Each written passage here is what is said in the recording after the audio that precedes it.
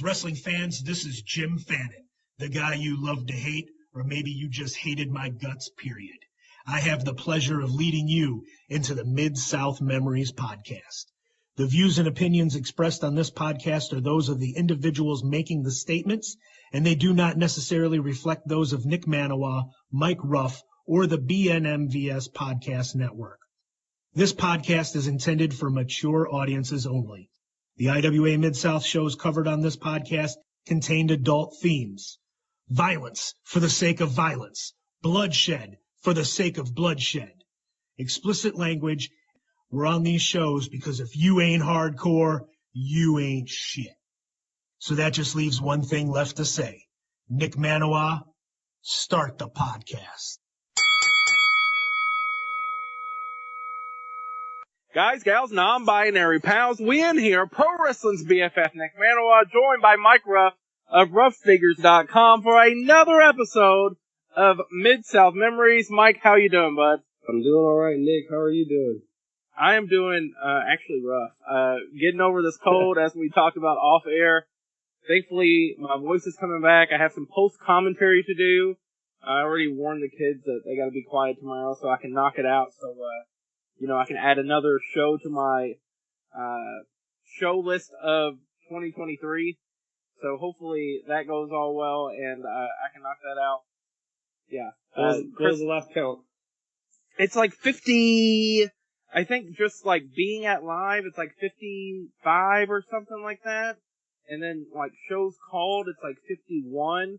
So this would be 52, I think, which would be a show a week, which it didn't break down like that, but realistically, I could have had a show a week, so I thought that was pretty cool. But Mid-South Memories, yeah, for sure. We got some, and last episode I tried to edit out all my ums and, this kind of stuff, and I was like, it doesn't really sound natural, so I'm gonna try to edit out, long pauses and stuff like that, but I guess try to keep it in so it's conversational. It's not just like cut. But anyway, we did the Blood Feast 02 show last show, and we got a lot of good feedback from that. A lot of the old school IWA fans really enjoyed it, really enjoyed the stories that I had and the memories, no pun intended, that I had of that show. Some show notes that I got after the show. Original Dudley, Jeff Bradley, actually taught former IWA Mid-South Junior Heavyweight Champion, Project Monix, Pat Monix, the basics in Florida when he was first getting into pro wrestling. Obviously, I don't know how much Pat Monix that you know, but IWA fans would know Pat Monix from, I want to say, the 2017, 2018 to the end era of IWA Mid-South. He was based out of Chicago at that time, so it seems kind of random that, he trained with Dudley of ECW fame in Florida, of all places, but he did, and we got that info as I put up the video little teaser that we did with the good drywall. Project Monix left a comment on that video, and I thought that was just so random and so absurd that I had to mention it for this show. And today we are doing Big Ass Christmas Bash 2013. This happened in Colgate, in the Colgate Gym in Clarksville, Indiana. I forget the exact date. Let me see if I can find that real quick. The exact date is December 6th, 2013 of, what am I trying to say here? Of 2016. No, not 2016. 2013. About 10 years ago. God bless. I'm hopped up on cold medicine. I'm hopped up on the shit that killed Elvis. You know what I mean? And if you go to Cage Match, you will see there is a dark match listed, which I thought we were filming at the time, but it doesn't look like it is available on YouTube. It was the dark match of J.J. Garrett and Lumpy, also known as Frank Wyatt, also known as the Gordius Viking, I think he was, in the Viking War Party. So it is J.J. Garrett and Frank Wyatt defeating Jeff O'Shea and Malachi Matthews. Jeff O'Shea is wrestling nowadays as Prince O'Shea, I believe. He did one of those mid-death shows that I called, and I was like, O'Shea, this is Jeff. What is going on? Prince O'Shea? Who's Prince O'Shea? This is Jeff. But anyway, and then Malachi Matthews went on to be the Carver. I don't know if a lot of people know that. This was when they were still very early on in their wrestling career. They were traveling with Matt Cage and Christian Rose and Alex Castle, and trying to make loops, and Shane Hollister as well, trying to make loops and trying to make towns and trying to just get better and improve their wrestling skills. So they would jump in the car and get, whatever, dark match, or you're in this scramble, or hey, we need somebody to do security, whatever we needed, they would do it. So thank you to JJ Garrett, Frank Wyatt, Jeff O'Shea, and Malachi Matthews. And as you can see from the crowd, Mike, this was during a bad snowstorm here in Kentuckiana. The show almost did not happen because it was just such bad weather here in Kentuckiana. Obviously, in California, you're not used to snow shutting down anything. But fun for us. Right. We vacation to snow. Yeah. We made our re-debut in Kentuckiana in June and July of 2013. In June, we had 394 people there. I believe the paid count was like 364 or 320 or 374. So we had about 20 or 30 comps. But still, we packed them in there for the June show. So, and July was not far behind it. And then we took the summer off and then came back in December, and it was just a kind of a shell shock when you went from almost 400 to, not even 100. It looked like from, maybe a little bit over 100, in the crowd.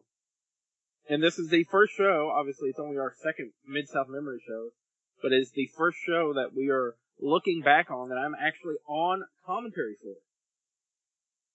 Yeah, don't need to go back and look for the first reference to Nick Maniwa on this one. He kicked off the show for us. Right. It is myself and Larry Morris, who doubled as the ring announcer for the show. He was a friend of the Necro Butchers.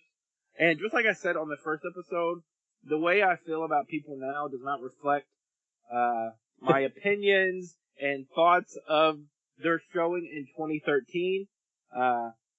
I feel like that's very much relevant in this particular episode. Yes. So me and Larry are on commentary. Ian jumps on for a match or three. Todd Morton jumps on randomly. So it's a rotating door, so to speak.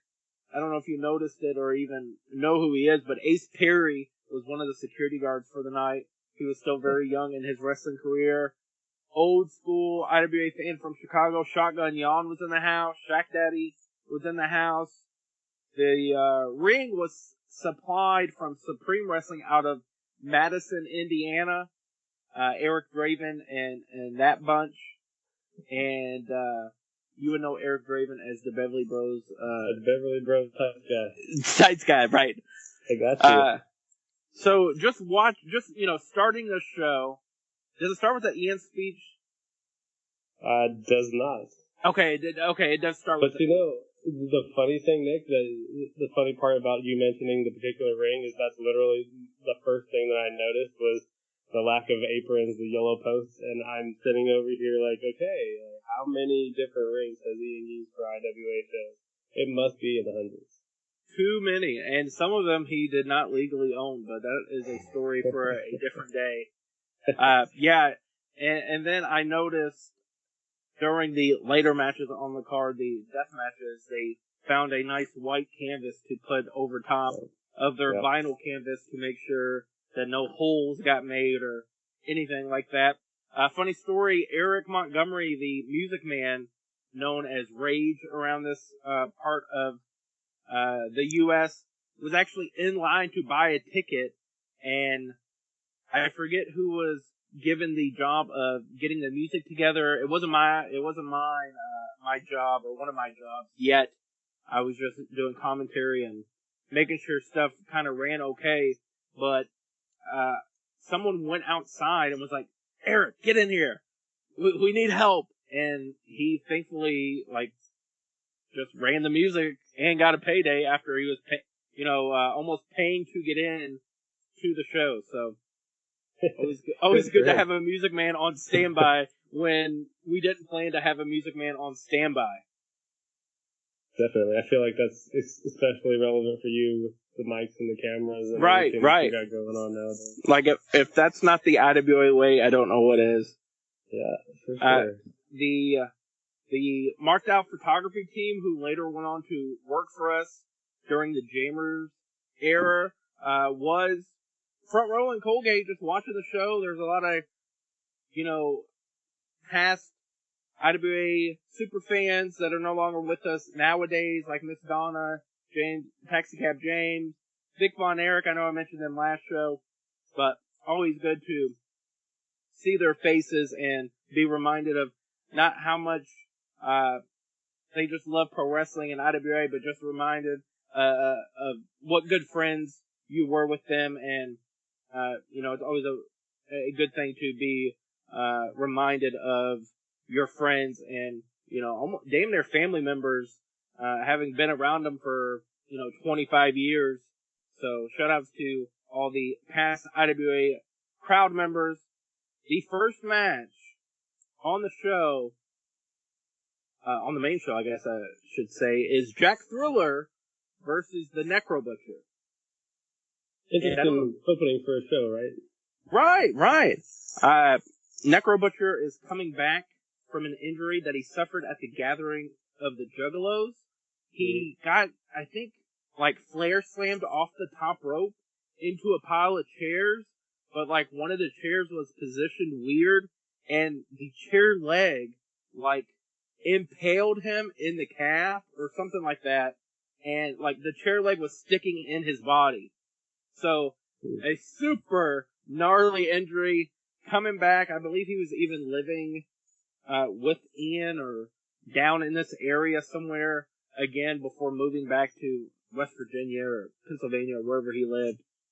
At some point during this match, Necro slams Jack Thriller right in front of a 9-year-old Billie Starkz, which she went on to say that it inspired her to be a professional wrestler. Seeing this Necro Butcher match all the way back in 2013, as she was 9 years old, inspired her to be a wrestler. She actually shared the picture recently during the anniversary, I guess, the Facebook memories of the show. And before we get into the card fully, Thunder Kitty, I posted this picture on my Facebook a couple weeks ago.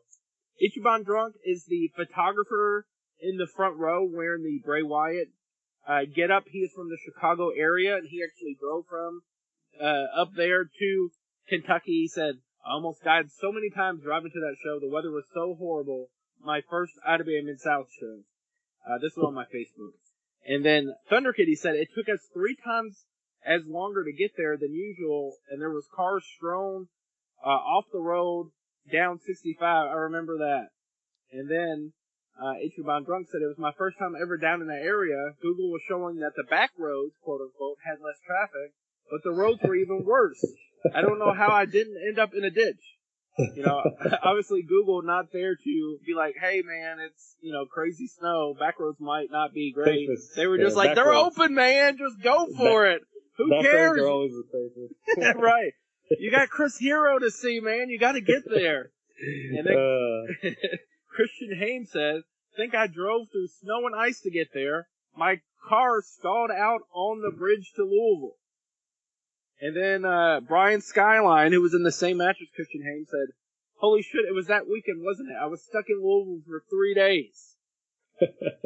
So that's just some of the stories that we have of this, and that's not the last of the travel issues that we will have with the show, with anything like that.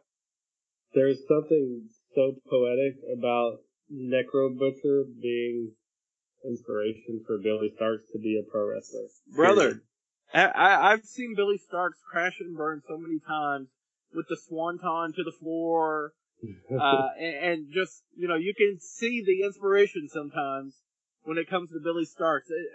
She always has the full send mentality when it comes to professional wrestling. Just not the gray sweatpants that Necro wore. Right. The green sweatpants, and I believe he was even carrying his gear and stuff in like a pillowcase. He was very, when he walked into a building, sometimes shirtless, he was very reminiscent of the sweatpants era for Jake the Snake Roberts. Because he had the sack over his back, and he had the sweatpants on, and, no snake. Yeah. Like I said, just returned from injury. Jack Thriller won with a figure 4 after doing damage to Necro's legs.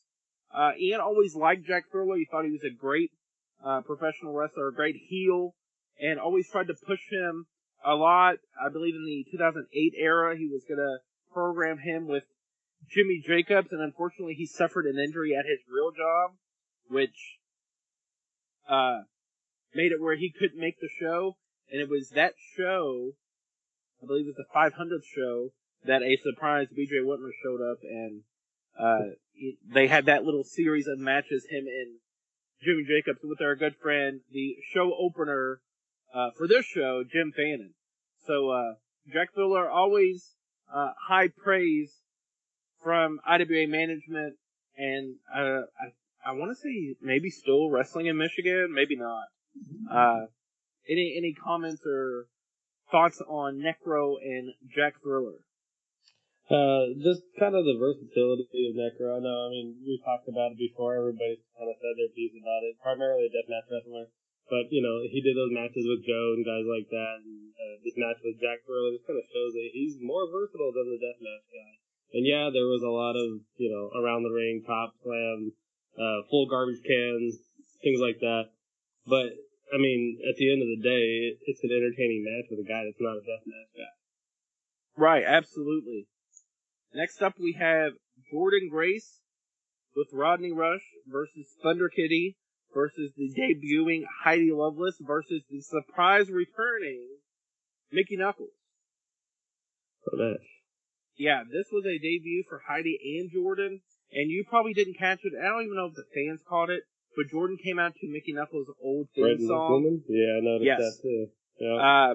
As kind of like a haha, I'm the baddest bitch in town type stuff, and then the music hits again, and then here comes Mickey for real.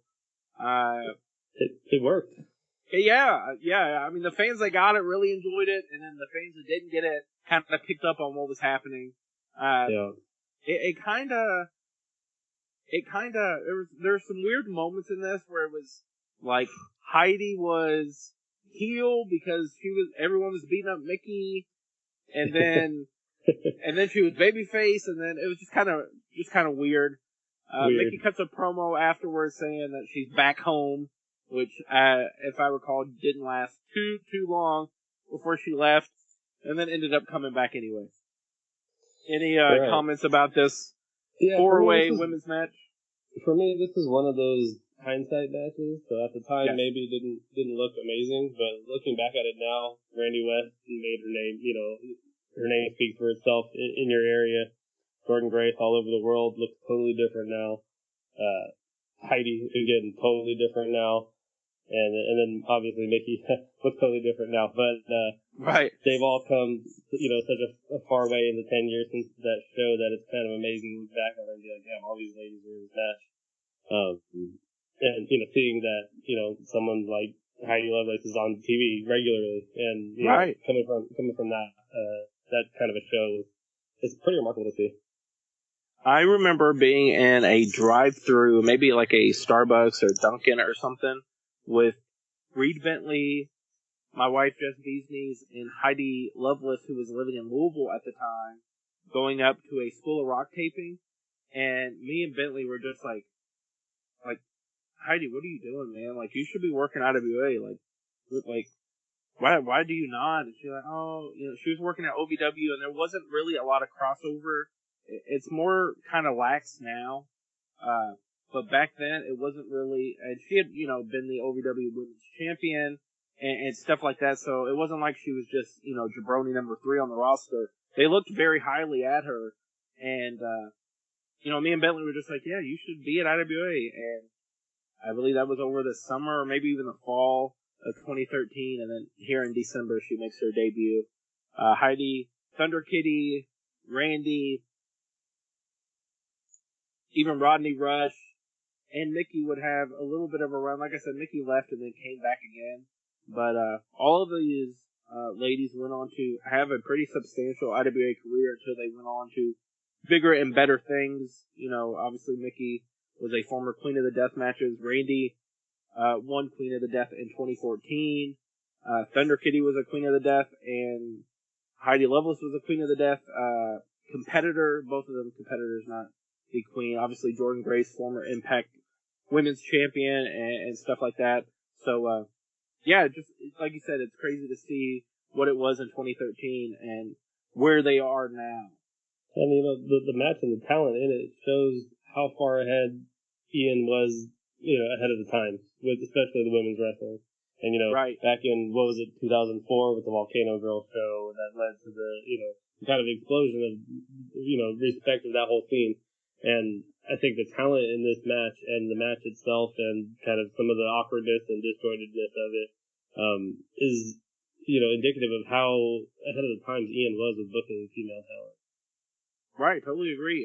Ian always had a eye for talent, and it definitely showed in that match. And in this next one, it is a Survivor Series type match, which is the team of Brian Skyline and Christian Haim, who I mentioned before, Devin Moore and Matt Cage as a four-man group against Shane Hollister, Shane Mercer, Simon Says, and Isaiah. This was Mercer's official IWA debut after being a tryout show reject, like John Wayne Murdoch and Reed Bentley. He had a couple showings as Diablo and I forget something else. Shanghai something. But anyway, super long, super long, my note says. Survivor Series type tag match. But everyone looked impressive when they were in the ring. No one really overshadowed anyone. Everyone was doing their cool moves. It was just, super long. Super long. Simon Says gets busted open in the match at some point, taking a chair shot on a suicide dive. Yep. And, not to be too inside baseball, but I believe he did that to show, like, Ian and the veterans, like, I'm not scared to get bloody, I'm not scared to be hardcore. And, he, and other people, other people, like, in the match was, like, getting napkins to, like, wipe the blood off of themselves and stuff. It was very strange. After the match, Isaiah tries to welcome Shane Mercer to the IWA family. Mercer flips him off and leaves the ring. This is in December of 2013, and by February of 2014, our Heartbreak show, it was Isaiah and Shane Mercer in a cage match. So that shows you how quick they got into Ninja versus Demon, as they used to call it, for Mercer and Isaiah. After that, any comments on the Survivor Series match? Like you said, very long. Everybody looked really impressive. I think Mercer obviously was a standout on that one. Put a couple guys away, and maybe maybe two. I don't know, something like that. Put a couple guys away. Isaiah ended up getting the win, but I thought that kind of, it set Mercer up for, a little bit of future there. So, yeah. Interesting. Yeah, I think we talked about, obviously it wasn't on air, but we talked about how, no matter what was going on, Ian always tried to have people being built, all across the show. Jack Thriller beating Necro, Mercer, standing tall, even without, winning the match, after the 8-man, Heidi and Mickey, being surprises or a debut and a surprise. He always tried to push, everyone as much as possible. After that match, we come. Can I elaborate on that real quick? Yeah, absolutely. I think part of it too is he put guys in uncomfortable situations. And, that's not a slam on Ian. That's, giving guys opportunities that they wouldn't normally have. Giving, 2001 CM Punk to Eddie Guerrero.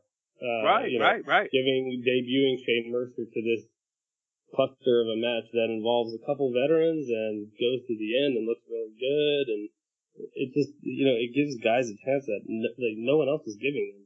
There's countless examples of that throughout the years. Almost every star that came out of IWA was put in that uncomfortable situation at one point. Right. And it's kind of either sink or swim. If you don't pass that test, where you're clearly in over your head, then there's maybe no future for you here. If you pass that test where you're clearly in over your head, then you're probably going to be a star.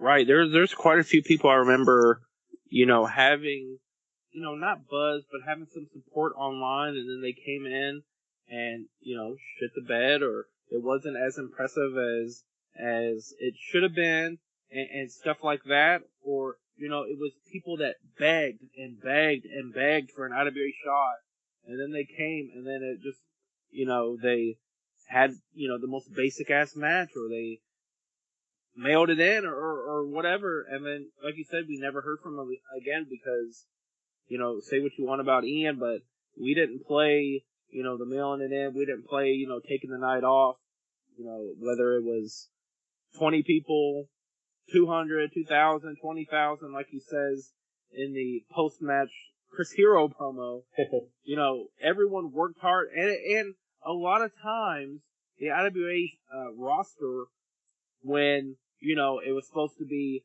Eddie Kingston's coming in, and Jeff Cobb's coming in, and whatever, then, Eddie Kingston's plane got delayed, Jeff Cobb can't make it, and then, you have to try to turn this super show that turns into a regular show into something special, and those were the nights that the guys really turned it up and really, went out there like it was fucking, the Attitude Era where, they were just going nuts and busting ass and jumping off the concession stand and doing anything they can just to, give these fans their money's worth.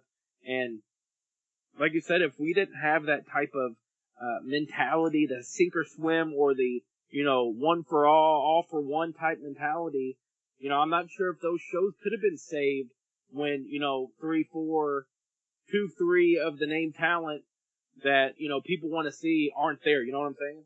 Right, I hear you, yeah. And, a good example of that, too, is, the argument against Ian can be, it's low risk. There's 100 people in the audience. Having a guy go up against someone who's established and having him fuck up horribly, there's not much risk to that, right? But, I mean, let's talk about a guy like, say, Darren Corbin, right? That 2006, great roster at the time. He's given the IWA World Championship. It seemed very out of place, but it was also like, hang on, maybe they got something. Maybe this guy's something special. I don't know. Hindsight may agree, may disagree, but there were times where he was fearless in his booking, and hey, I know we have all these big name indie guys on our roster right now, but let's put the belt on Darren Corbin and kind of make people be like, what the fuck? And then see if Darren Corbin could be a superstar. It's cool. It keeps things edgy. It keeps things unpredictable. And it just shows the fearlessness of giving these guys opportunities that they're probably not ready for, just to see if it's going to work. And maybe we're the first ones that give them that opportunity. And maybe they're the ones, the first ones that really highlight this guy, like say CM Punk, and becomes a super huge star and yada yada yada. And his story maybe doesn't start, but it sure explodes with IWA Midsouth. Right, man. And Darren Corbin's still doing it today, still regular for freelance and First Wrestling, Eric Cannon's group in Minnesota, and working as much as possible. And that show that Darren Corbin won the title was called Any Given Sunday, which the story was any given day, all it takes is 3 seconds and you could be the champion. And I think we're going to do a 2006 show coming up, so maybe we'll get some Darren Corbin and Trick Davis type guys on the show. After this Survivor Series match, Todd Morton comes out and cuts a promo, and I love Todd Morton. I just saw him for the first time like 2 or 3 months ago, posted the picture. We sat there and bullshitted for like 30 minutes at a Grindhouse show, and just had a really good conversation. Love Todd. This just went on way too long. The fans didn't really care. He was supposed to wrestle Chris Hamrick, and I believe Chris Hamrick couldn't make the show due to the weather. So he just came out and cut a promo and just talked about how the fans love Chris Hamrick and they should be ashamed of themselves because he wasn't there to perform for them and yada, yada, yada, yada. It was interesting. I don't think anybody cared. Right. I don't think so either. I was glad to see Chris Hamrick, though, but it didn't happen. So. Right. After that, it's followed up by a first blood match with Reed Bentley taking on Jimmy Jacobs. We are 2 for 2 on Midsouth Memories and First Blood matches. Oh, yeah, I didn't think about that. 2 for 2. We'll have to So put that between in the last match, that full Survivor match, and this one, those 2 matches told me that we picked the perfect show to do our second episode on. Right. Put us in for IWA Mid-South. You gotta have, at least 2-3 of these funny stipulation and potentially funny finish matches in an IWA show.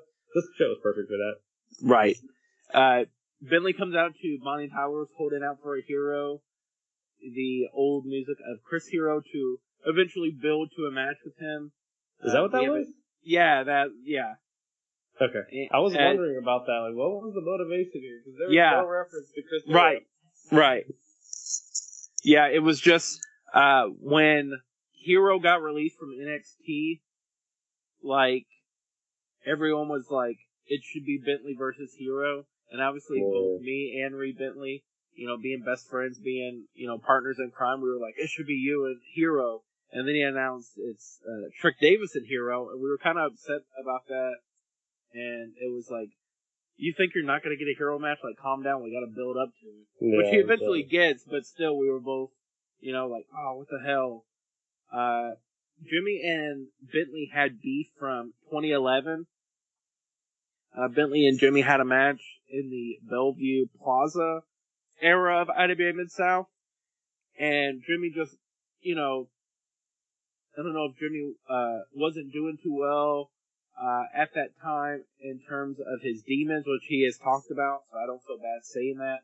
And, he is sober nowadays, so I'm thankful that Jimmy Jacobs is still with us and, got that monkey off his back, I guess I would say. But in 2011, him and Bentley had a match, and he was, I don't know, not really a bully, but Bentley felt disrespected and mistreated from Jimmy. So that's where the issues with these two come from to lead to a first blood match. At one point, Bentley says, there's a reason that Alex Shelley's a big deal and you're not. He was laying on the trash talk pretty Yeah, quick. I mean, he was, I remembered that after he said it, but I was still like, oh, man, what the hell? And half the people in the audience got it, and I think reacted, and the other half were like, who's Alex Shelley? Right. It ended up not happening, but when Alex Shelley was taking indie bookings, we actually had Jimmy Jacobs versus Alex Shelley booked for like December of, I want to say 2020 or maybe 2021, and then something ended up happening, and I don't even think the show happened, but that was booked, and a feud renewed or whatever. Adam Gooch runs in and sprays Jimmy with ketchup. Great. Very, very inventive finish. Very great. The referee calls for the bell, thinks it's blood, and Reed Bentley wins the match. And Jimmy tried to get him to taste it or smell it or both. Yeah, he was like awkward. Right, yeah, he was like, smell it. Yeah, he was like, it's ketchup, you idiot. And then he spikes John Gray. Who then gets busted. Yes, John Gray, a bloody mess. So not only does Jimmy not win the first blood match, but he actually causes the first blood and still doesn't win. Right. Good point. Yeah. I enjoyed the spikes in this match. I think Jimmy pulls out the traditional Jimmy Jacobs spike. Bentley ends up with it somehow. Jimmy pulls out a second one. Right. Fun stuff like that. I liked it. I think Trick Davis also came out at one point, and Adam Gooch, and it was just kind of bedlam. Yes. Funny, kind of related but not related story. was booking, me and Reed Bentley was booking a promotion, a sister promotion of IWA Mid-South called Evolution Pro Wrestling in 2014. And we booked Kevin Sullivan once on like 4 days notice because he was in the area doing like an autograph show or something. Oh, no, not autograph. Right. Brother. Much better, 10 years ago than it was, the Pro Wrestling Crate, 1,000 signatures.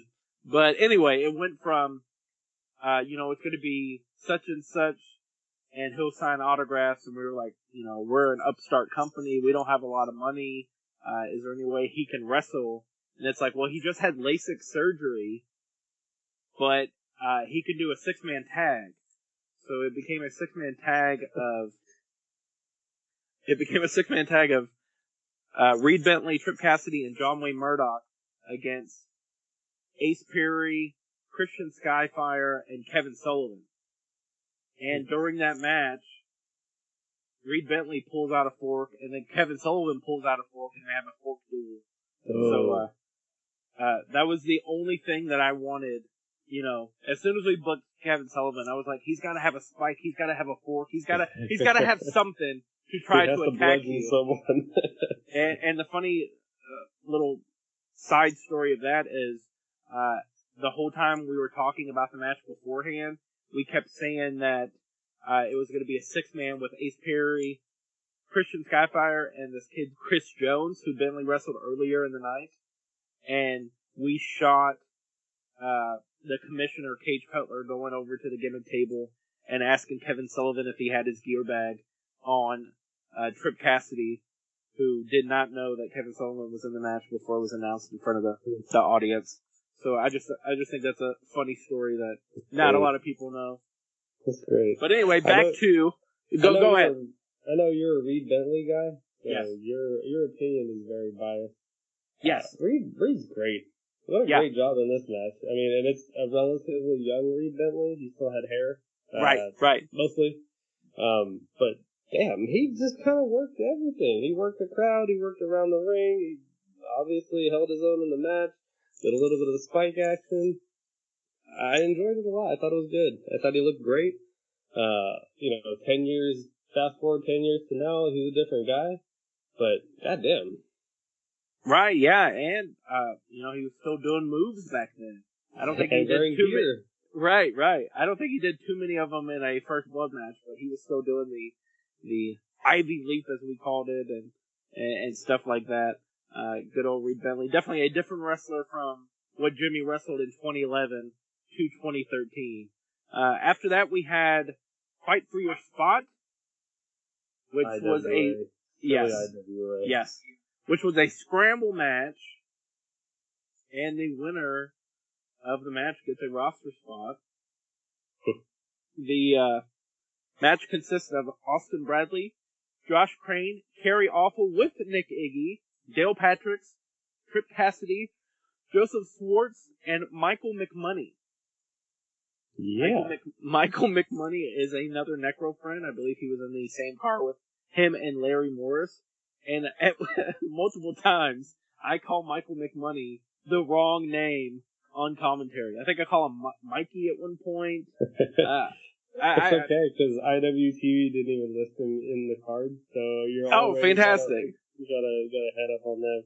It makes sense that he's a friend of Necro because he had to pull a little bit additional weight as far as the attire goes to make up for Necro's sweat. So he wore the full slacks and tie, shirt, and ponytail. Very anti-Necro, so. Right. Good looking.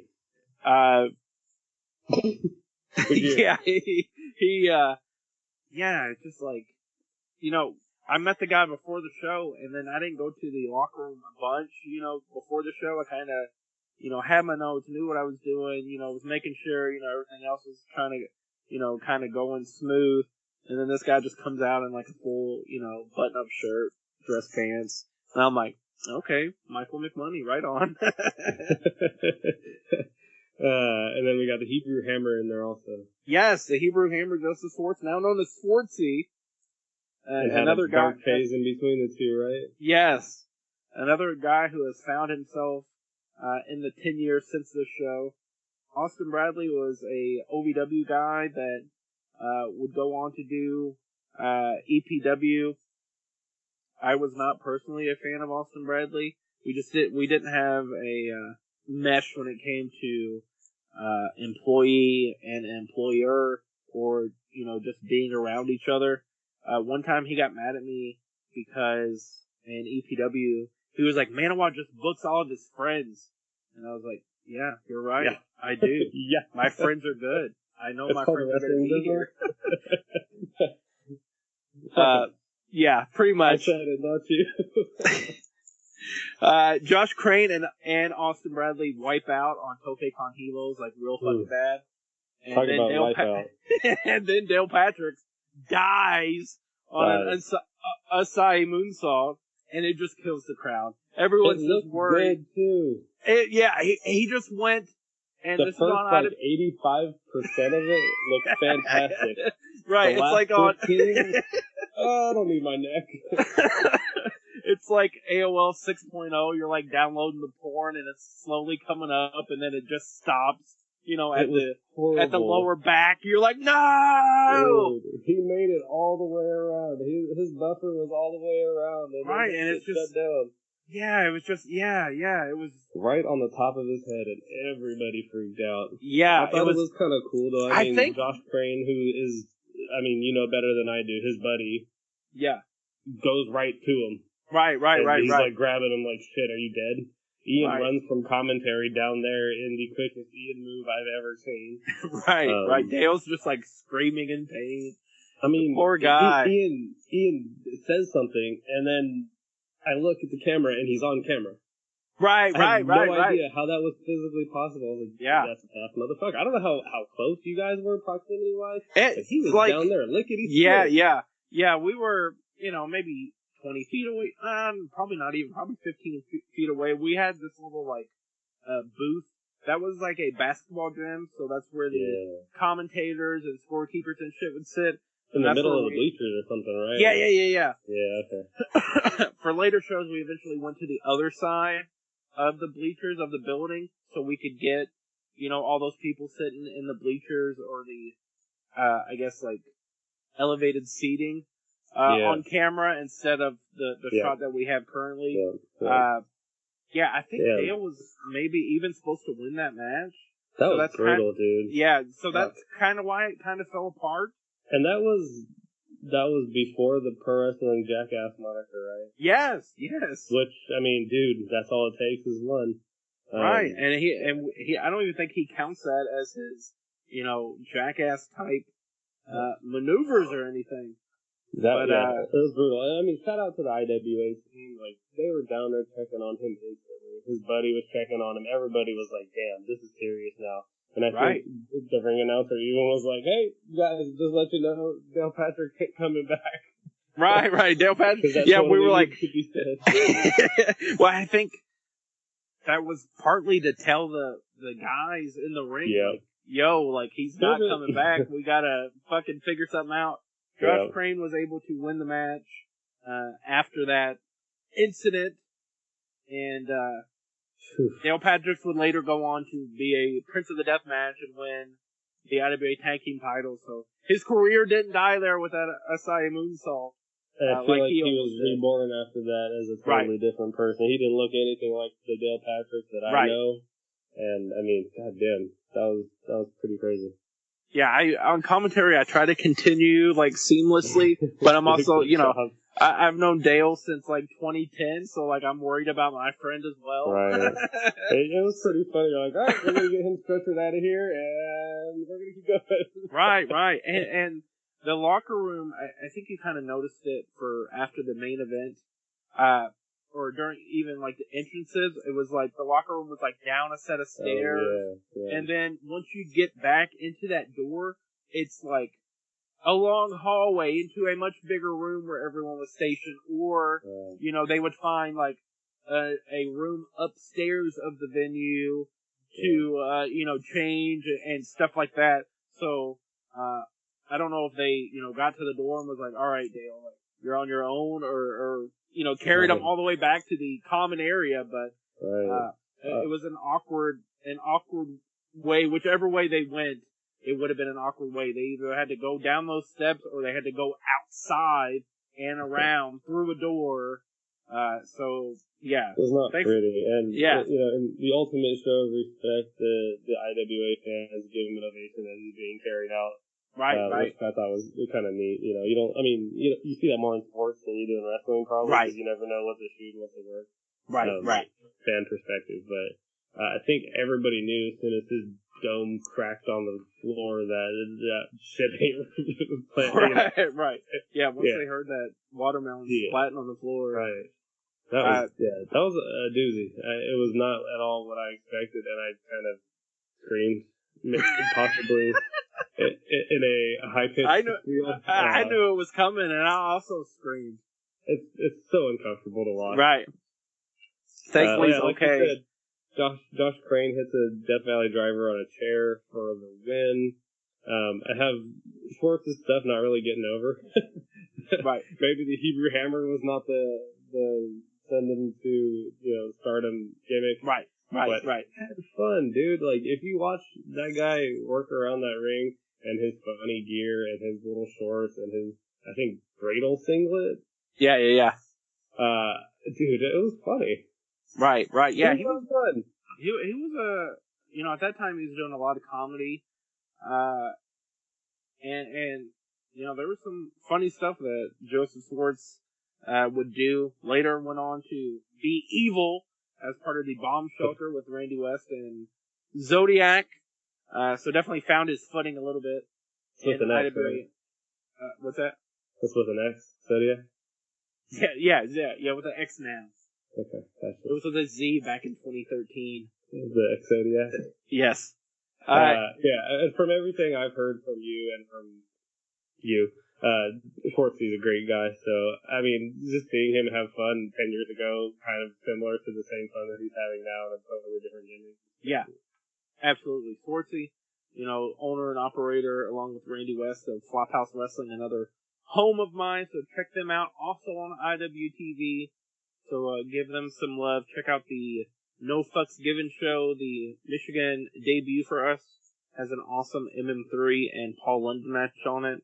And if you ever want to see, one, right? Yes, if you ever want to see Danny D'Amato drunk off of his ass, that is the show for you on IWTV. I feel like if you want to see that, you've probably already seen it. Right. You've lived it, probably. I lived it, and it was hard watching it back. But back to the 2013 IWA, Trick Davis versus Chris Hero is our next match. Trick Davis with Reed Bentley. Yes. And I want to say Reed Bentley and Trick were put together in June. So, right, for this rebirth of IWA in Kentuckiana, they've been together. I booked them against Mark Andrews and Pete Dunne during one of the Defend Indie Wrestling U.S. excursions. That's on YouTube if you want to check it out. The Skinny Mean Men versus Team Defend Indie Wrestling.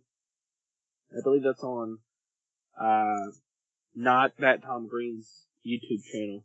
So check it out. He did commentary on it. That was before I was a regular commentator. So check that out if you want to see Mark Andrews and now known as Butch, Pete Dunne in tag action against Trick Davis and Reed Bentley. It's a hell of a match.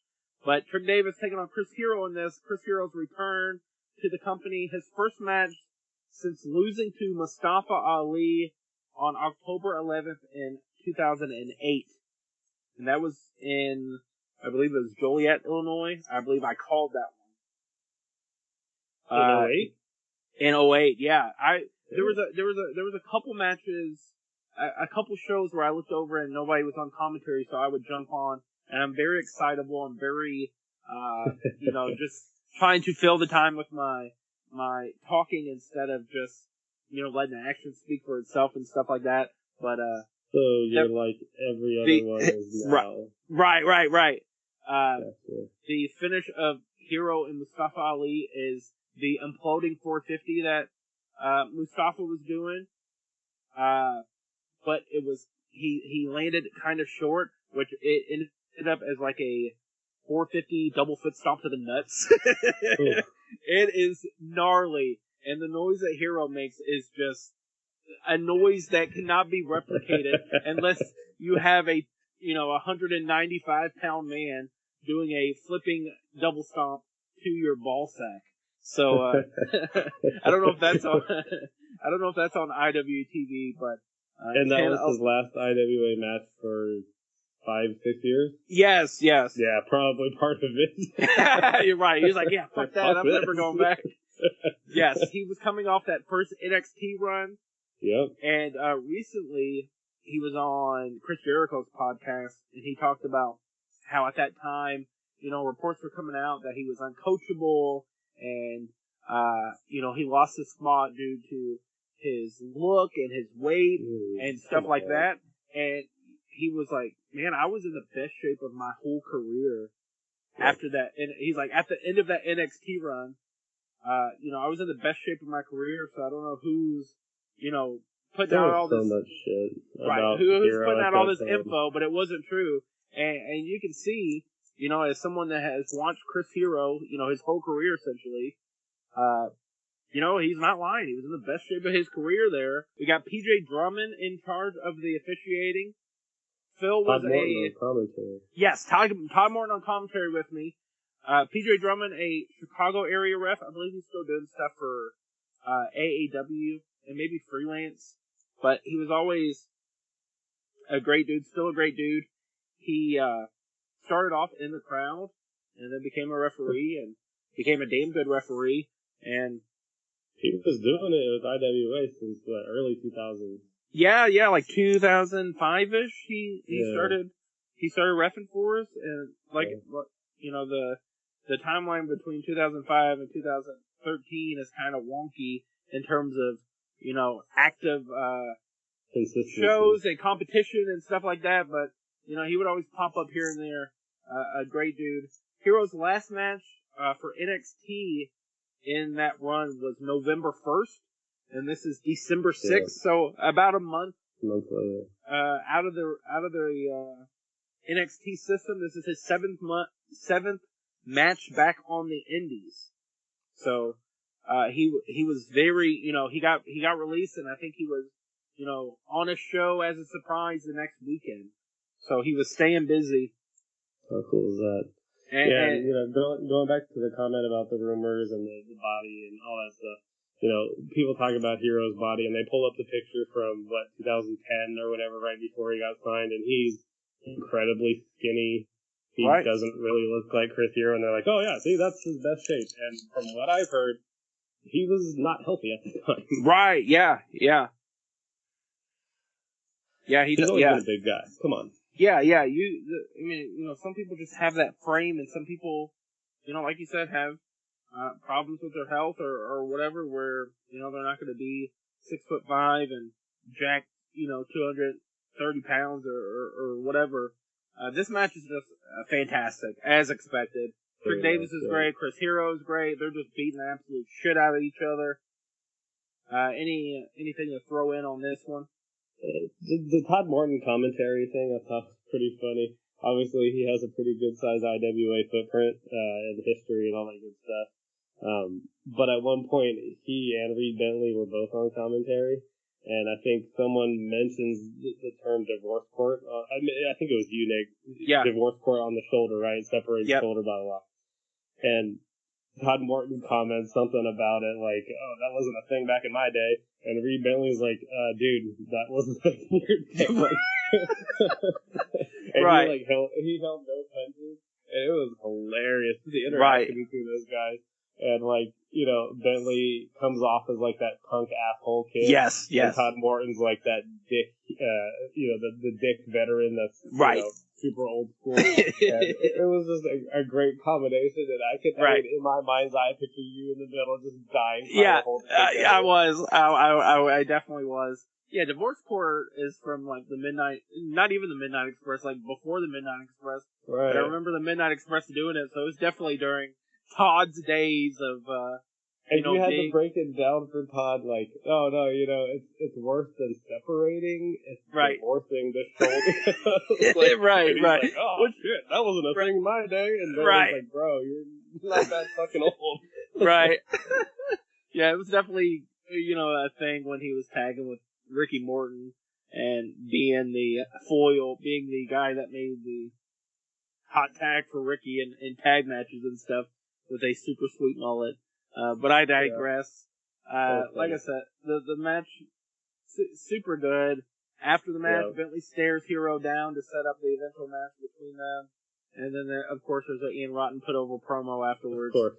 Gotta have it. You know it was coming. You knew it was coming. Yep, for sure. That's how you get him to come back. I thought it was a great standard Chris Hero match. Not to say that it was cookie cutter or whatever, but Chris Hero always has great matches, right? So pick him out of the lineup and it's going to look great. So it's one of those.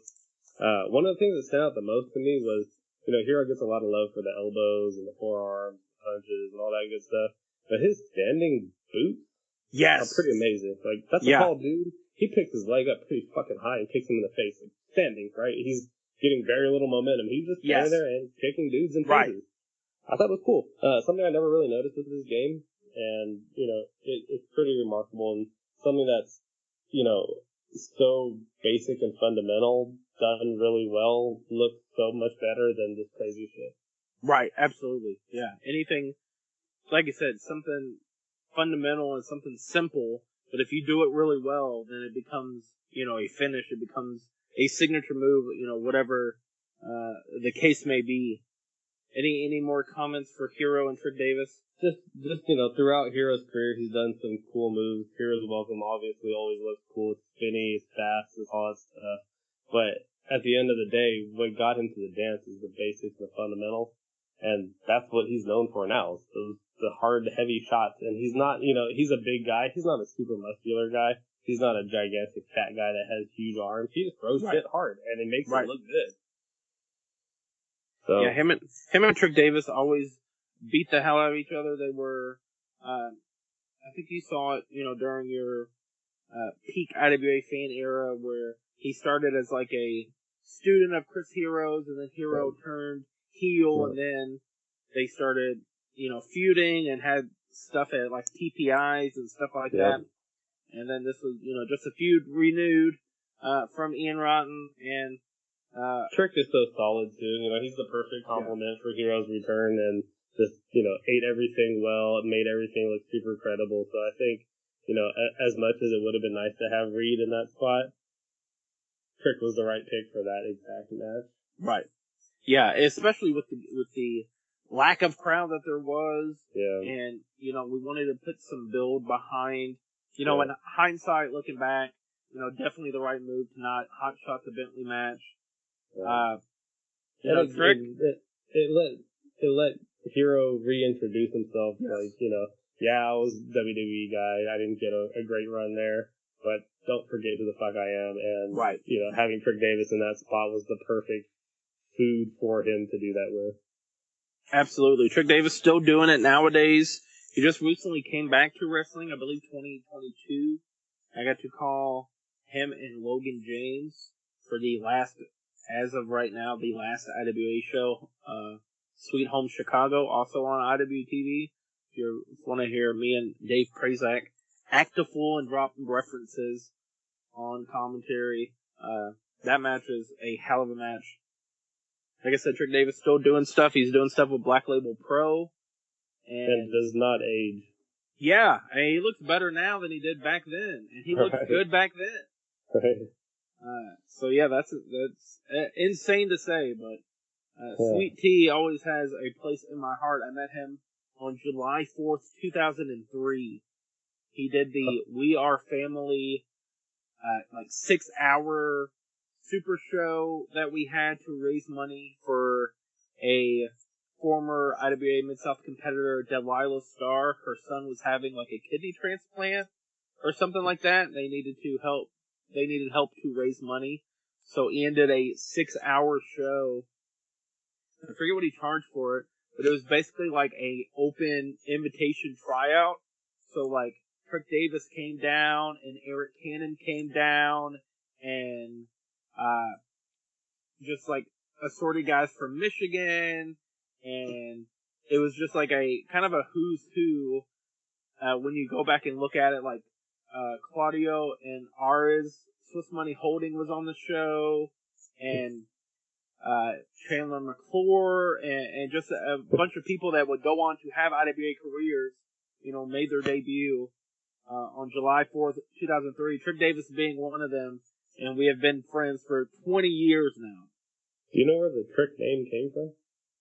I do know. I do not. I know his initials are Trick without an I. So I don't know if that's why he did that, but it could. It's an interesting one. Yes. Up next, we have Jonathan Gresham taking on Ricochet. Jonathan Gresham came out to Jump by Van Halen. I didn't recall that before he came out to it, but I instantly was like, oh yeah, that's dope. What a banger. Yeah. So in terms of, I know we were going to try to do like a theme song of the night for each of us. For theme song of the night, Jonathan Gresham coming out to Jump by Van Halen is mine. Mine is Isaiah.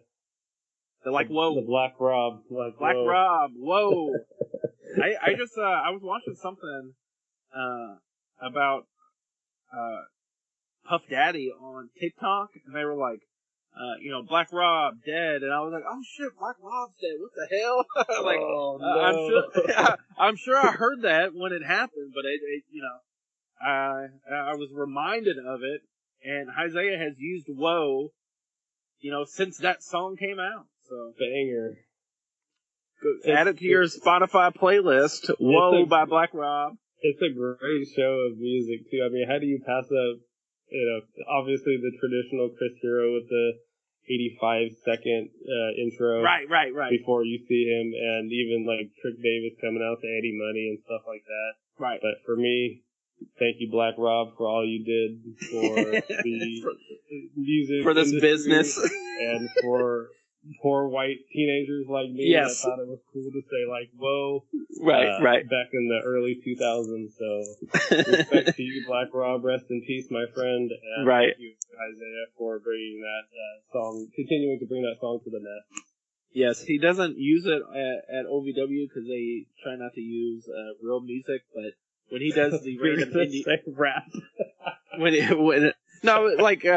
like real songs, like they use free stock or because they're on TV everywhere and stuff like that. So, but when he does the occasional indie show, he'll still bust out Black Rob's "Whoa."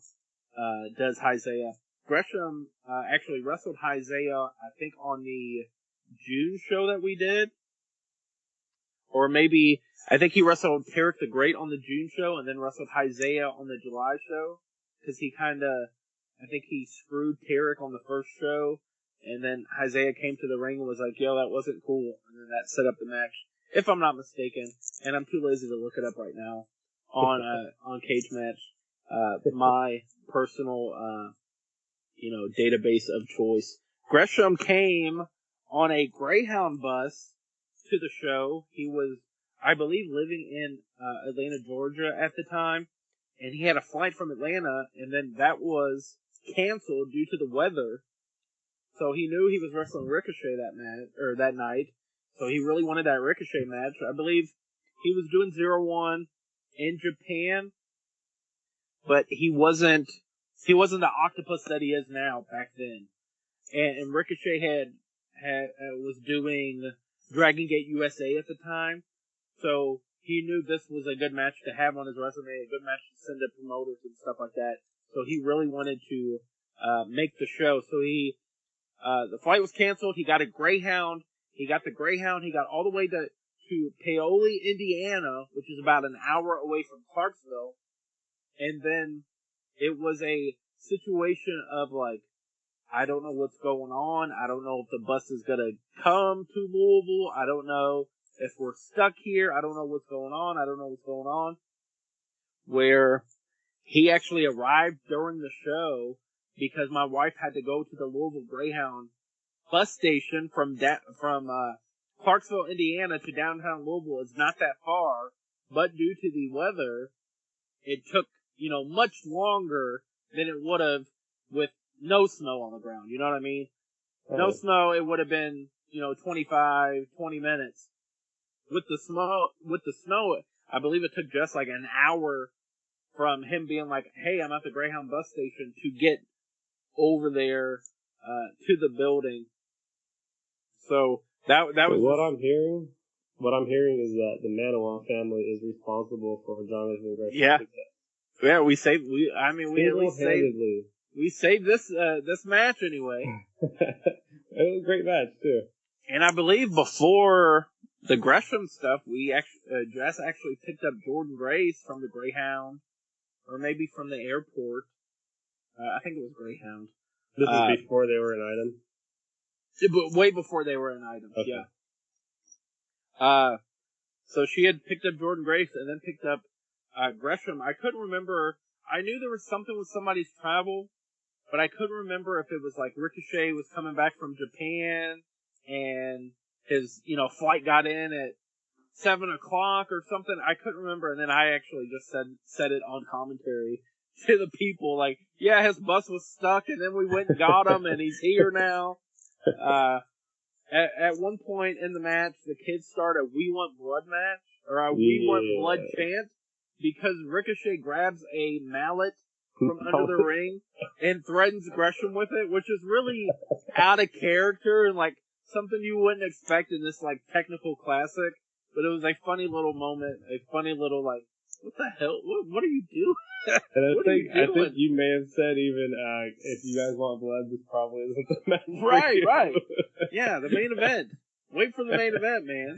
Oh, right. Yeah, and, I mean, there was also comments about, and needless to say, right, the transformation of Ricochet from the early days of his IWA tenure to that day in 2013 where he looks double or triple the size. Oh, yeah. And no longer has the hair. Right. Yeah, I definitely commented on his floppy hair. The hair was brutal. It was a nice little match, though. I think Gresham hit a couple suplexes that kind of put Ricochet right on his show. Lariated the crap out of him. Just that ending sequence was insane. Like, I was watching it back, like, beating on my couch, like, oh my god, they're fucking going crazy. And, to them, it's like, oh, this is Saturday. But, to the people there, and even me watching it back, whenever that was, I was like, losing my mind watching this fantastic match. People will always put over Ricochet's offense, right? His flying, his flipping, all that fun stuff. But goddamn, that dude can sell. Yeah, great babyface in peril. Just dropped on his head countless times, pops up like it's nothing. Like that's a different kind of conditioning. Yeah, he won the match with the Shooting Star Press, and then after the match he says, "Been a while since I've been here in IWA Midsouth. Feels good to be back." He says that to the Rome Cam. And that was his last ever IWA Mid-South match. Never came back after that one. I think we tried. And better things. Yeah, I think we tried. I think we tried to get him back a few times, and then with Japanese tours, and he was doing, like PWG and stuff like that. So it was just hard to try to work him into the schedule. But I mean, at that point, he's what, early 20s, and had already had a 7-8 year IWA career. Yeah. I believe he debuted in, I want to say, the end of 05, maybe early 06. Yeah. Definitely on that April 1st 06 show. So he had been working there working for us for a little bit. But yeah, I mean, that's quite the run that he had. And then he did a lot of shows in the Bellevue era where he's wrestling, John Moxley and Mustafa Ali and guys that would go on and be superstars. Any other comments for this junior heavyweight clash? For me, it's just another hindsight match. Look at where they're at now. Right. Obviously Ricochet was a star at that time anyways. Gresham probably wasn't as developed, as far as progressed, as far as Ricochet has. But looking at the two of them now, not only physically, but where they're at in their careers is again, like, I mean, how many times can we say it? It's crazy. Right, absolutely, yeah. Gresham went on to be the man at Ring of Honor World Champion, and last now with real right. I mean, yeah.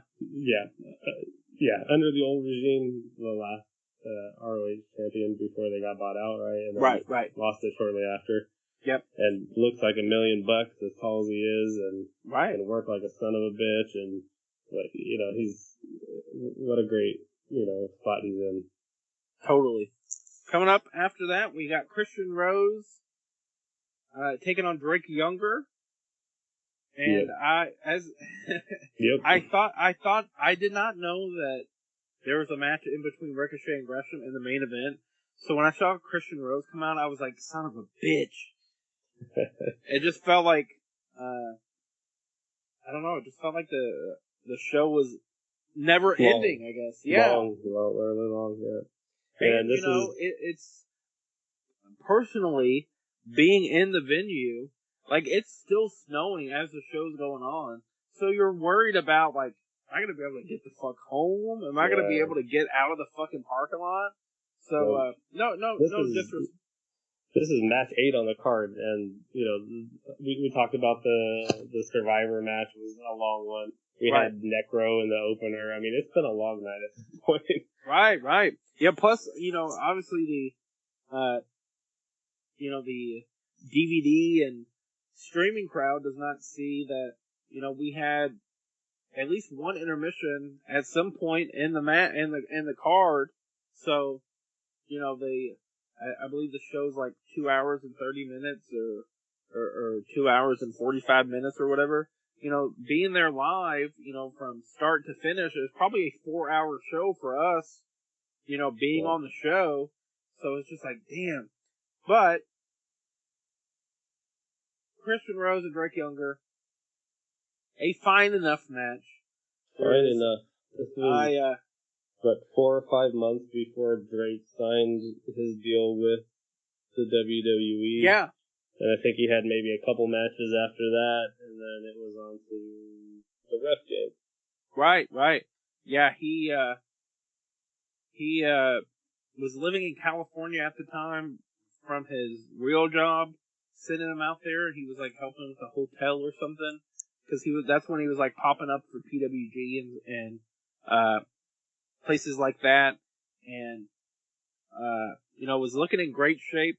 I call Christian Rose a big stupid bird on commentary, because everyone in his circle, and then later myself, Reed Bentley, Just Bees Knees, once we got into the circle, we just, piled on and made fun of Christian Rose as much as possible. Christian Rose, another guy still doing it nowadays. I just saw him at St. Louis Anarchy in October, and I want to say he wrestled Davey Vega and someone in a 3-way, and it was a fun match. It's on IWTV as well.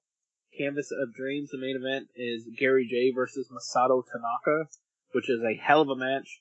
If you haven't checked it out, you can spot me in the background. Sometimes I am the alternate hard cam for that show, so I got to hang out and get a picture with Masato Tanaka and just watch a show instead of calling it for once. So that was awesome. Canvas of Dreams from St. Louis Anarchy on IWTV. There's a failed basketball dribbling spot from Drake Younger. It just looks ridiculous, and then it's like you can feel the panic and the embarrassment as the spot fails, and Drake's trying to get it back, on the rails and on track. And then there's a Michinoku driver on the hard stage for absolutely no reason. Yeah. And it just wrecks Christian Rose's back. Life. And he jumps off of it with a flipping senton. And then the finish of the match is the Drake's landing after a Drake and bake from the second rope, which, after a big move off the second rope, you always have to hit them with a, cop killer to put the exclamation point on the match. Any comments for this match? Yeah, as you know, we try to get a little bit prepared for these shows, and, as we watch the show, we make a little bit of notes. Yes. My notes literally say "fun match of indie moves." Right. A lot of moves with a Z. Right. Every stereotypical indie move of an indie match was combined into this one, and sometimes in sequential order. Right. You know, Drake looks like he's in great shape a couple months before he gets signed. And, you know, it's been said a million times, he's the stereotypical or prototypical hybrid wrestler. He could do the death matches, he could do the technical stuff, he could do the hard-hitting stuff. He's just a good guy to have on the card.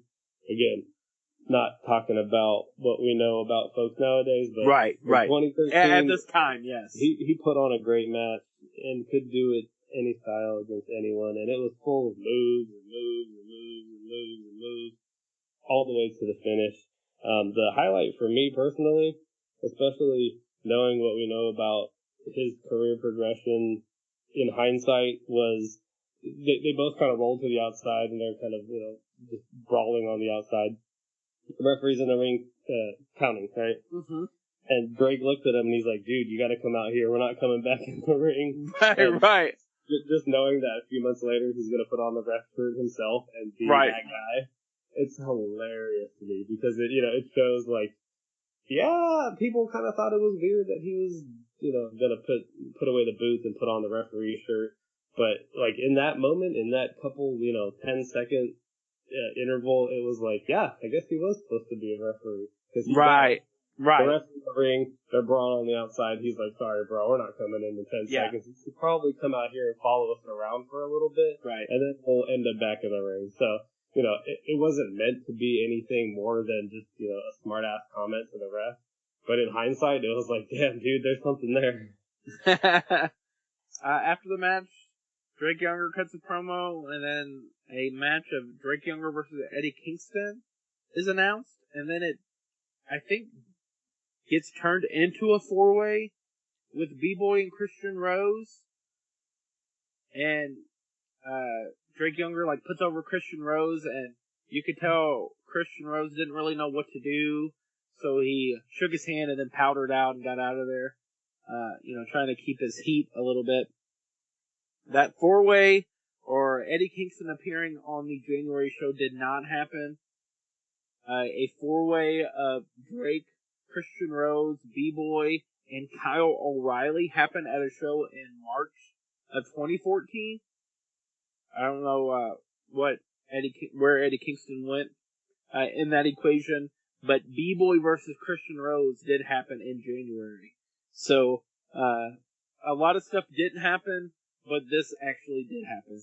Props to Ian Rotten for at least making B-Boy and Christian Rose happen in January of that year. The next match is your main event of the evening. It is a death match. The Bulldozer Matt Tremont taking on Corporal Robinson, taking on Ox Harley. And this was originally supposed to be a 4-way with Elkview Adam.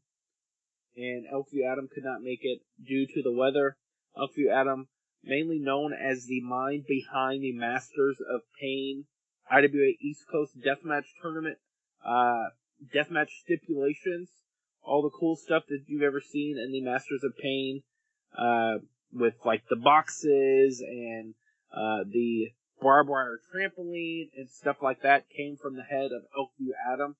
So this was Ian trying to give someone a shot and not just have them as like gimmick maker, but you know, as a, you know, Elkview Adam didn't grow up wanting to be a deathmatch engineer. He wanted to be a deathmatch wrestler. So this was Ian trying to give him a shot, and unfortunately he could not make it due to the weather. And we talked about it earlier, and we talked about it off air. You know, Ian always tried to make people Christian Rose against Drake Younger. You know, it's just another match for Drake Younger, but you know, Christian Rose hung in there with Drake Younger, and it really helped his IWA status since, you know, joining the company, you know, a few months prior. So definitely, even, like I said, even with Jack Thriller and Necro, even with a loss, Christian Rose came out looking like $1 million against Drake. But back to the 3-way main event. I didn't know what kind of... Go ahead. Sorry. I wonder how much of that is strategic on Ian's part too, you know, right? So say Christian Rose is going to put over that match. Oh, this is the match I had against Ray Younger. He's going to post it everywhere, right? Right. All eyes are drawn to IWA with that. Oh, this is the match that you name it. If you're young Jonathan Gresham, this is the match that I had with Ricochet. Everybody check it out. Post everywhere. Everybody checks it out. It's IWA. So as much as it is about giving a guy a shot and trying to make a guy, it's also like, hey, this guy's going to put this thing over hard because he's working with, an established star, and that's going to be his go-to highlight match. Right, for sure. Definitely, a match to have on your resume. And, I know when I was helping out with the IWA social media, if someone had a resume and said, oh, this is a match I had with, Chris Hero, or this is a match I had with Cole Cabana, or this is a match I had with, whoever the indie star of the time was, it'd be like, oh shit, this guy, he's not just some jabroni wrestling Joe Smo in Memphis, Arkansas, or, whatever the fuck. This match, the main event was a assorted weapons death match because there was like barbed wire around two of the corners, there was light tube snowflakes, there was a toothpick bat, and obviously go ahead. The toothpick bat. Yeah, dude. I once pulled out like half a toothpick out of Reed Bentley's back with a pair of needle nose pliers, and at the apartment that I currently live in,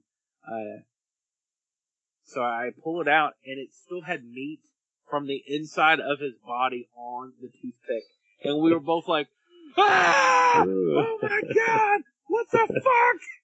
and we were both like anti-toothpick since that moment. Like, yeah, it's gross. A lot of guys will not use, like John Wayne, I think, hates toothpicks. Bentley hates toothpicks.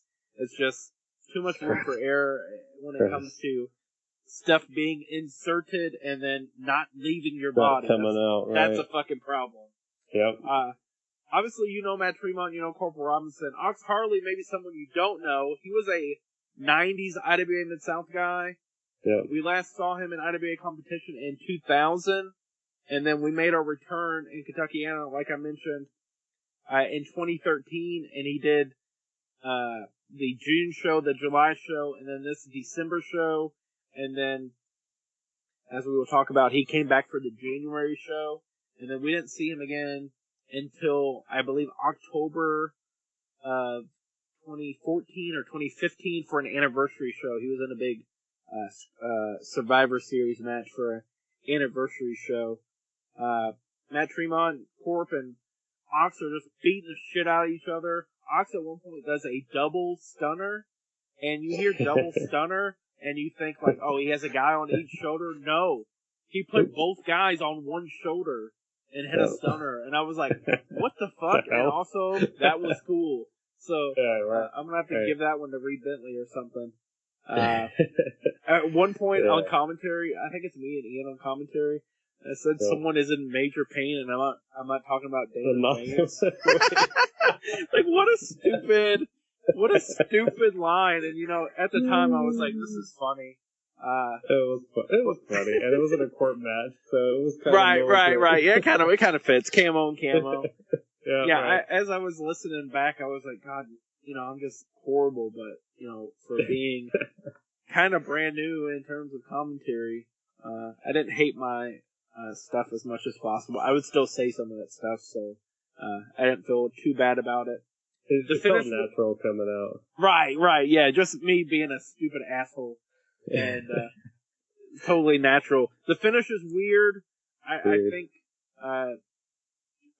my nephew John Calvin's the referee, and I think he didn't know that the Death Valley Driver was the finish, so then Matt Tremont had to powerbomb Corporal Robinson.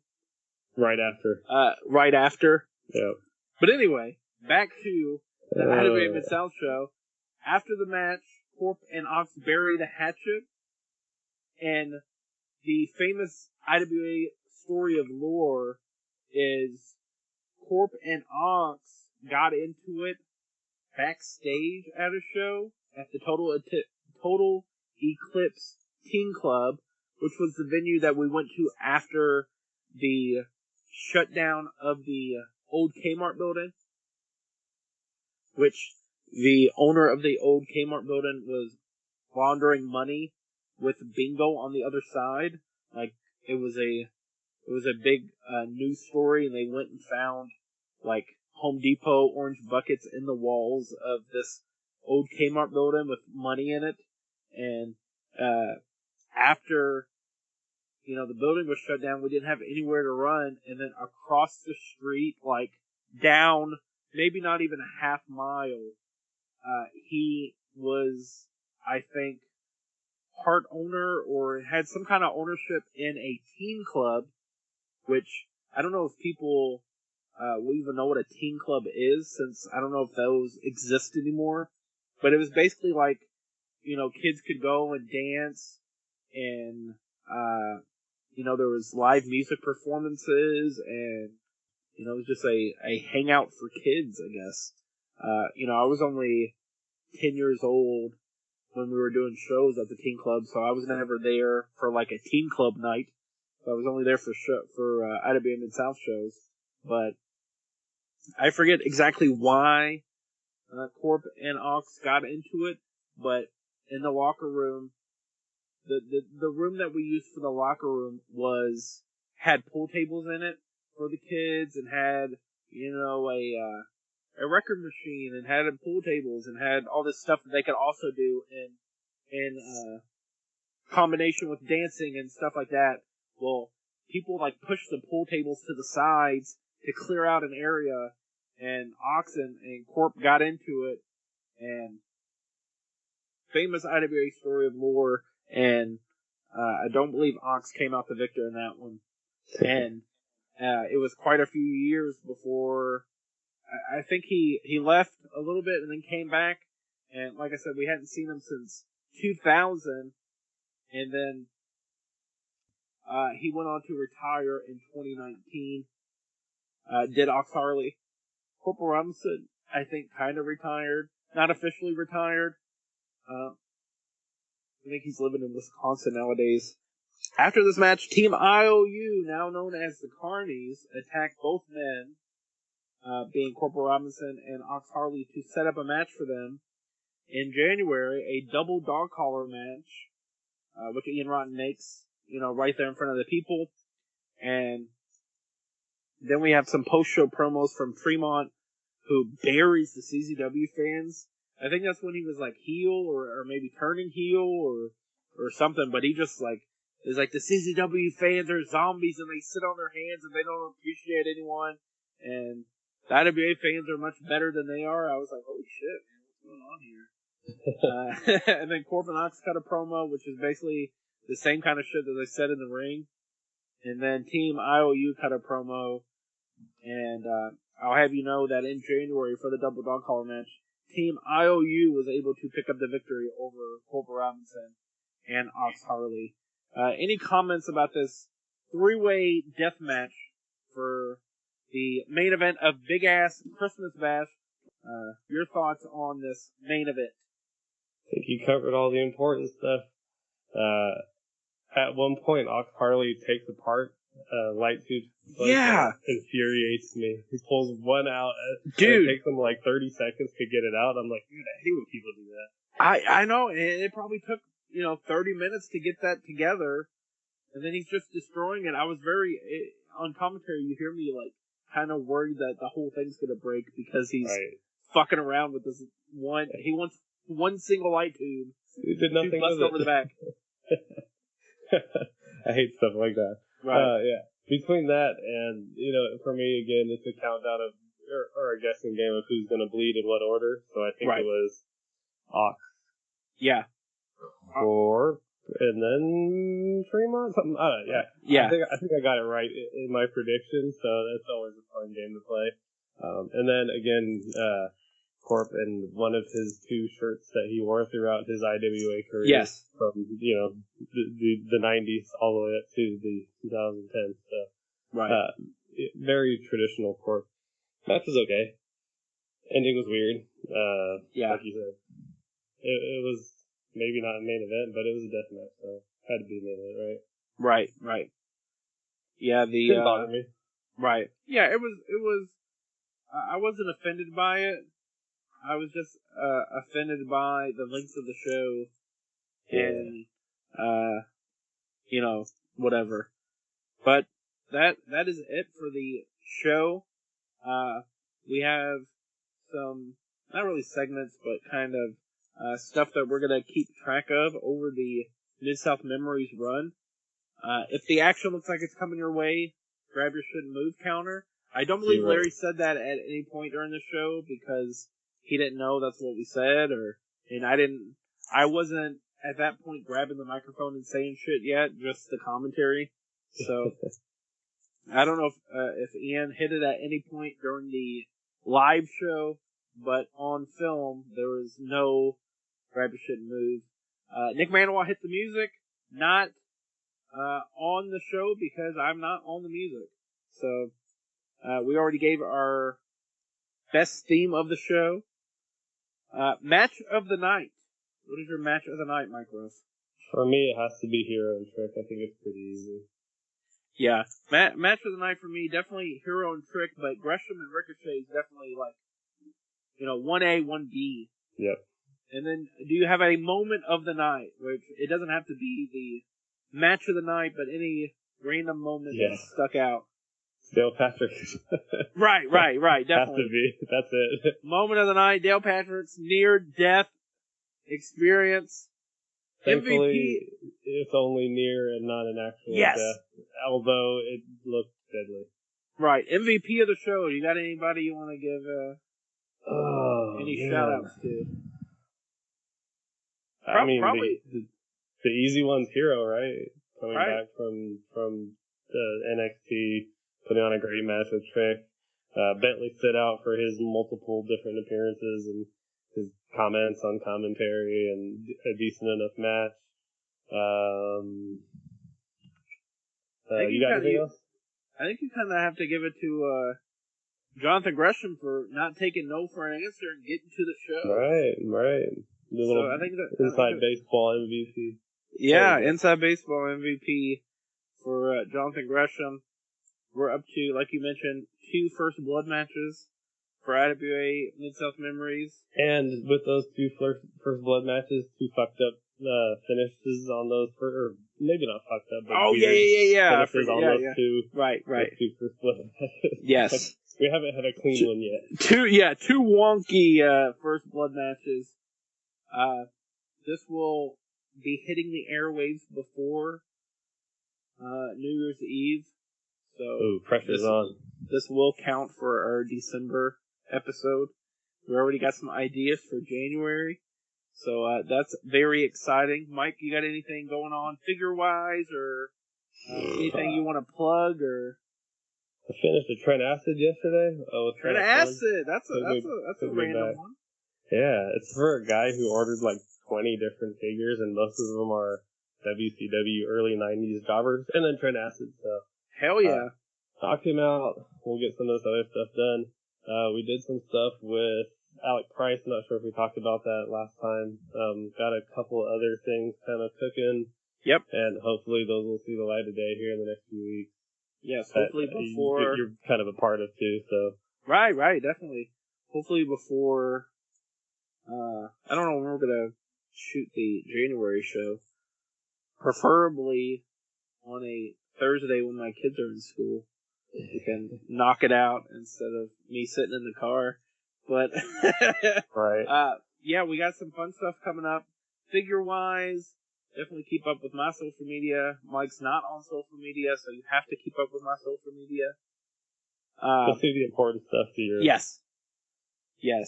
I'm trying to think if there's anything. For me, coming up date-wise, I have a gig at Paradigm Pro Wrestling on January 5th. It is their Project Gemini show, which is a tryout show of sorts where regular roster members will take on non-roster members. And I believe every match has 8 minutes. And if you impress, if you beat the regular roster member, you win a spot on the roster. And he's going to have fan votes where fans live in the audience and as the shows air on Triller TV, formerly known as Fight TV,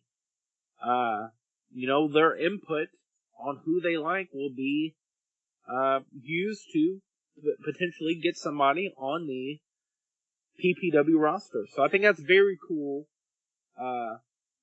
It's not a pay-to-play like IWA old tryout shows used to be, which I think me and Mike Ruff are going to dip our toes in very soon when it comes to Mid-South Memories and tryout shows. So you have that to look forward to, just, people falling on their heads and car wreck matches and stuff like that. After that, I have a double shot on the same day in the same venue for Unsanctioned Pro Wrestling out of Columbus, Ohio at the Valley Del Ballroom.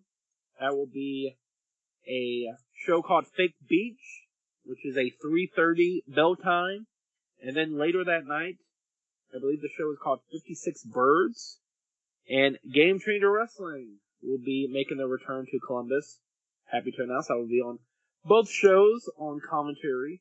Commentary on the first show will be with Harper, the underwaiter, my regular color guy for Unsanctioned Pro. And then, of course, with the GOAT, Dave Prazak, for the nighttime GCW show. Both shows will be live on Triller TV, again, formerly known as Fight TV, as you can see on your apps.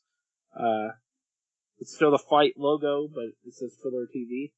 I think they're getting more into the comedy and music portion of their catalogs and stuff like that, so they've made the switch over. But still, PPW, Unsanctioned Pro, GCW, all that stuff, the catalogs are on Triller TV, so definitely check it out live. If you can't be there in person, you can watch it on Triller TV Plus. And very excited for those two shows. I think I'm going to jump on Ascend Pro Wrestling on the 20th of January, which is in the Cincinnati area. So if you hear this and you live in the Cincinnati territory, we will be at the Norwood Rec Center. I believe that's the 20th. What is the... Let's see. Yes, the 20th of January. So definitely check that out. If you like live pro wrestling, PPW will be at the famous Jeffersonville Arena in Jeffersonville, Indiana. And like I said, the Valley Del Ballroom for Unsanctioned Pro and GCW. Unsanctioned Pro already has Lord Crew cashing in his #1 contendership against tag team partner and best friend, the baddest man alive, Aaron Williams, heavyweight championship. So that match has already been made. Eric Dillinger versus Josh Crane has already been signed. Sam Beal, the Perminator Sam Beal, has thrown out a challenge to Effie, who will be making his Unsanctioned Pro, I think return? Maybe debut. Maybe return. Something. Effie will be there. That's what I gotta say about that. And, yeah, it looks like a fun January coming the Maniwa's way. And, like I said, we're gonna find something for the January Rewatch series, the Mid-South Memories for January. If you have any tips, we're looking for, like, 03 to 06 era to switch it up a little bit. So if you have any show ideas, and make sure it is on IWTV. That way people can watch it back and, follow along with our podcast. So if you have any suggestions for that, please let us know. As always, you can find me on social media at Nick Maniwa. I'm on Twitter, X, Facebook, Instagram, Snapchat, Tumblr, all that good stuff. You can hit up Mike Ruff at roughfigures.com if you want to order a figure, if you want to see the portfolio, if you want to see his eBay auction, any of that fun stuff. And I guess that will do it for this episode of Mid-South Memories. Got anything to say? That's it. Take us home. Take us home. Let's see how my voice holds up for this. And with that, I guess I will say, that's all I gotta say. I'm out of here.